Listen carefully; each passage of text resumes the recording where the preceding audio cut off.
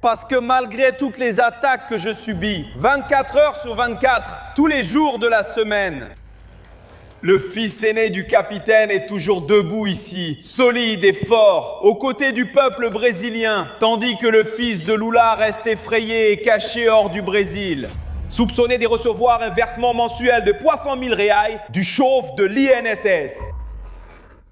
Salut, pour ceux qui ne me connaissent pas, je m'appelle Guilherme Sugimolis Santos. Je suis avocat pénaliste et je défends Fábio Luiz Lula da Silva, Lulinha. Hier, Flavio Bolsonaro, qui est pré-candidat à la présidence de la République, a publié une vidéo en demandant où est Lulinha.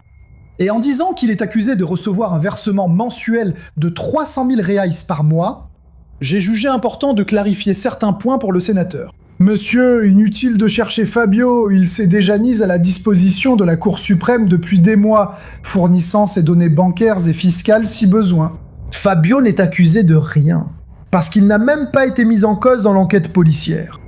On a inventé toutes sortes de choses sur Fabio Luiz, qu'il aurait une Ferrari en or, qu'il posséderait JBS ou aurait acheté une île. C'est toujours en période électorale et toujours faux. Maintenant, il y a aussi cette fausse accusation de réception d'argent de l'INSS, déjà démentie. La fameuse allocation mensuelle que vous mentionnez, une seule personne a dit qu'elle en avait entendu parler, mais qu'elle ne l'avait jamais vue et qu'elle n'avait aucune preuve. Et la police fédérale elle-même a affirmé, dans un rapport, qu'il fallait faire très attention à ce genre d'affirmation. Et c'est pour cela que les virements, les retraits, les dépôts et l'impôt sur le revenu ont été vérifiés, ils ont fuité, puis été divulgués publiquement. Et tout le Brésil a vu qu'il n'y avait pas d'argent venant de l'INSS. Nous avons déjà expliqué cela à la Cour suprême fédérale, spontanément, avec des explications et des documents. C'est là que nous avons rendu des comptes, et c'est là que l'innocence de Fabio est en train d'être démontrée en dehors du STF. Ces activités ne vous concernent pas, car il n'est ni fonctionnaire, ni homme politique. Contrairement à tous les fils de Bolsonaro, je ne suis pas non plus un homme politique. Je suis avocat pénaliste, et je travaille sur ce dossier avec des éclaircissements, des preuves et des documents. C'est ce qu'on fait face à des accusations injustes. Donc c'est mon conseil pour vous, faites de même. Fournissez vos données fiscales et bancaires. Présentez le rapport des fonds provenant de Banco Master, c'est-à-dire ce rapport que vous avez promis il y a 66 jours. Demandez à votre frère de lever le secret bancaire sur le fonds Evangate, où est allée la somme de plusieurs millions versée par Vorkar. Et expliquez aussi pourquoi votre cabinet a annulé 2 factures pour une entreprise liée à Master, puis a émis 2 factures pour l'entreprise du même comptable. Si vous expliquez tout cela et tout ce qui sera découvert, peut-être que la presse vous laissera tranquille. Mais vous n'arriverez pas à détourner l'attention.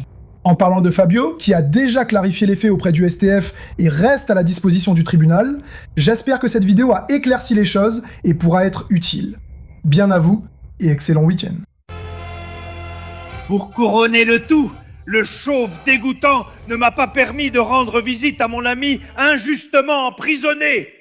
Quand je sais que Lula n'arrêtait pas de recevoir des dirigeants étrangers lorsqu'il était en prison, parmi eux, l'infâme ancien président argentin Alberto Fernandez. Ceci n'est rien d'autre qu'une preuve évidente de l'injustice de sa détention et de son caractère clairement vindicatif. Cher Jair, je t'aurai à une distance que les bureaucrates empêchent aujourd'hui. Bientôt, cela deviendra réalité et nous pourrons à nouveau nous étreindre avec le cher Jair Bolsonaro. Vous pouvez être sûr que pour gouverner le pays, il faut beaucoup d'indépendance morale et le courage personnel de ne pas avoir de candidat. Que ce soit là-bas, un Kinder Surprise avec une petite surprise chaque jour. Je suis venu ici aujourd'hui pour parler de Haddad, de Marcio, de Marina et de Simone. Je parlerai d'admin dimanche et je vais vous expliquer pourquoi je veux vous parler d'eux. Parce que cette élection est peut-être la première au Brésil où les adversaires, faute d'envergure, faute de parcours, faute de proposition, vont utiliser l'intelligence artificielle pour tenter de tromper la bonne foi du peuple de São Paulo.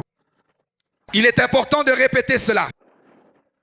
Nos adversaires vont beaucoup travailler sur les réseaux numériques avec l'intelligence artificielle pour inventer des choses qu'ils n'ont pas faites, pour inventer des choses qui ne sont pas et pour faire des promesses qui ne tiendront jamais parce que c'est le fondement de leur campagne. C'est quelque chose qu'on appelle le mensonge. Et seuls ceux qui n'ont pas de biographie mentent et racontent des mensonges. Alors je voulais vous dire que rarement dans l'histoire de São Paulo, nous avons pu voir une unité comme celle de la liste qui a été formée à São Paulo pour se présenter aux élections.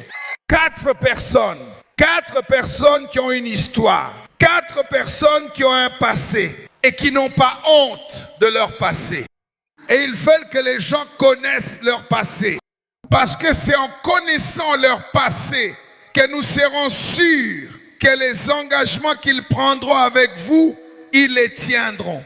En gouvernant São Paulo et avec les 2 filles au Sénat représentant le peuple de São Paulo, elles vont me donner quelque chose pour que j'assume ces 2 filles. Alors vous me devez quelque chose, n'est-ce pas?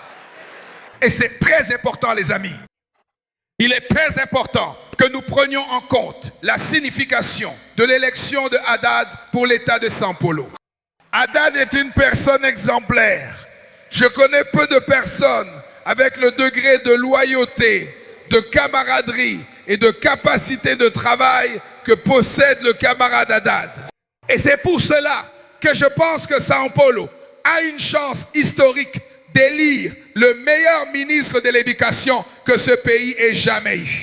Pour être gouverneur de São Paulo, élire le meilleur ministre de l'économie que nous ayons jamais eu. Et il est important de rappeler que c'est avec le camarade Haddad à la tête de l'économie que nous avons obtenu la plus faible inflation cumulée en 4 ans. C'est avec le camarade Haddad à l'économie que nous avons atteint le plus bas taux de chômage de l'histoire du Brésil. C'est avec Haddad à l'économie que nous avons réussi à battre le record d'exportation. C'est avec Haddad à l'économie que nous avons réussi à augmenter le salaire minimum plus vite que l'inflation. C'est avec Haddad à l'économie que nous avons réussi à faire en sorte que les travailleurs aient le revenu cumulé le plus élevé de l'histoire de ce pays. C'est avec Haddad à l'économie que le Brésil a recommencé à croître au-dessus de 3%. Et il est important de rappeler que le Brésil n'a connu une croissance supérieure à 3 que lorsque j'ai quitté la présidence en 2010, puis de nouveau à 3 lors de la première année de Dilma. Et depuis lors, nous n'avons jamais réussi à croître, ne serait-ce que de 2%. Et pendant les 3 années où Haddad était à la tête de l'économie, nous avons connu une croissance supérieure à 3%, l'une des meilleures moyennes mondiales. Nous n'avons pas réussi à faire tout ce que nous voulions. Mais Haddad a montré que, avec sérieux, avec responsabilité, avec une capacité de négociation, il a réussi à faire quelque chose qu'on essayait de faire depuis plus de 40 ans. Faire une réforme fiscale permettant aux pauvres de payer moins d'impôts sur le revenu dans ce pays.